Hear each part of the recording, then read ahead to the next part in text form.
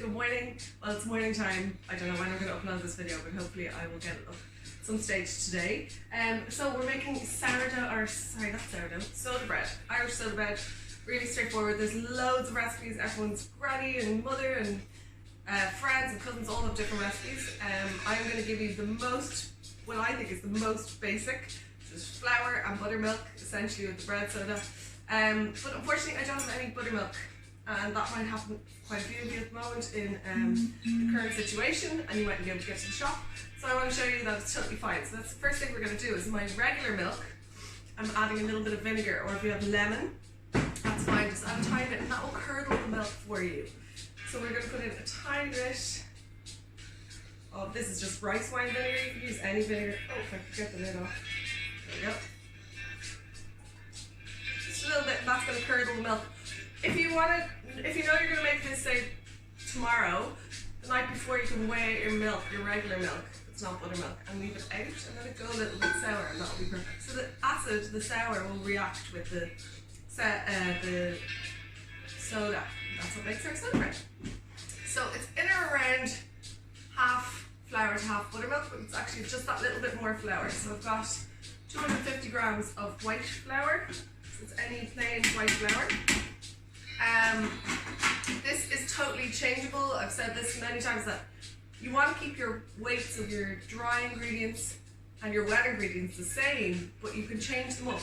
I wouldn't make it entirely whole wheat flour, but you could definitely put in 400 grams of whole wheat and 100 grams of white.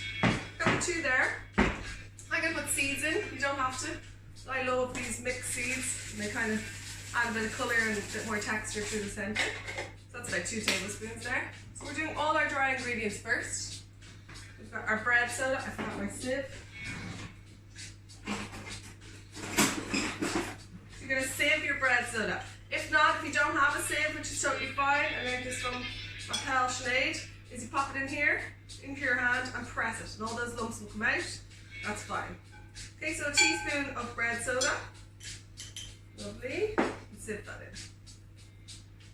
Nice. You could sieve the flour as well. It is important to get it nice and airy. We're not going to play with this. We're not going to get our hands in. I actually don't put my hands in at all.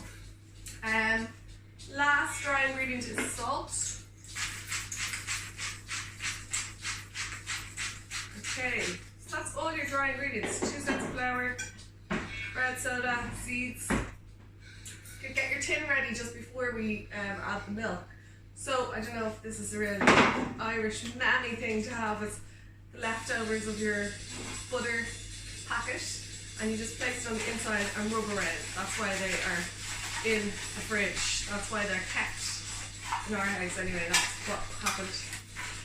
So now we've buttered the dish, quite a lot of butter actually.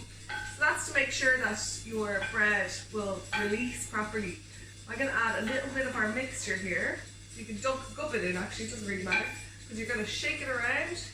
So we're double checking that this will definitely not stick. Actually, this bread mixture can be made into a loaf shape on a tin as well. Okay, so all your dry ingredients are are mixed, and we're going to add in our wet, which is our milk that's been soured. So it's curdled a little bit with the vinegar. Don't worry, the flavour won't come through with vinegar.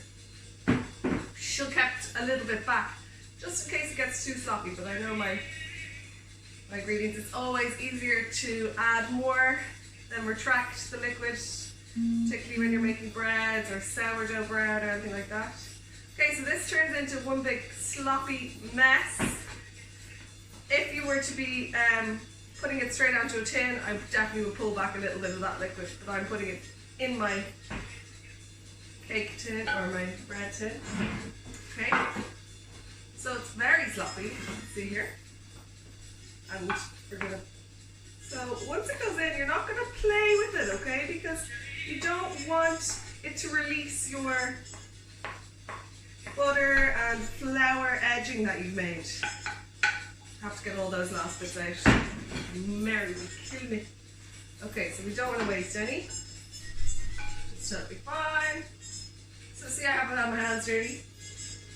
Really? And what's this? Last bit in there. Okay, once it's gone in, don't play with it too much. You're literally gonna decorate it with some whatever you want. If you want to put more seeds, I'm gonna put some oats. So flake my oats on top, put sesame seeds, and like really chia, some chia there actually. I put a bit of chia for colour difference. Okay, not a huge amount. If you put loads, you're going to create kind of a lid which will stop the air being able to get out. So you don't want to put loads, just a little light dusting. And then to start off where you want it to break, do a slice down the centre, straight into a really, really, really hot oven, 200 degrees. Alright, for 40 minutes. I'll come back to you at the end. So here is our bread. That's been in there for about 40 minutes at 200. And what I teach you to do is get 2 tea towels, and usually do it over the sink, but I'm just going to do it here to show you. 1 tea towel on top, turn it upside down. Yay, give it a perfectly imaginative. And then you'll hear it's quite hollow, so it is pretty much ready, but I love to get that extra bit of crunch on the outside. Turn it back over while you're still at your sink, because all those bits are going over the floor. And then back into the hot oven for another 10 minutes.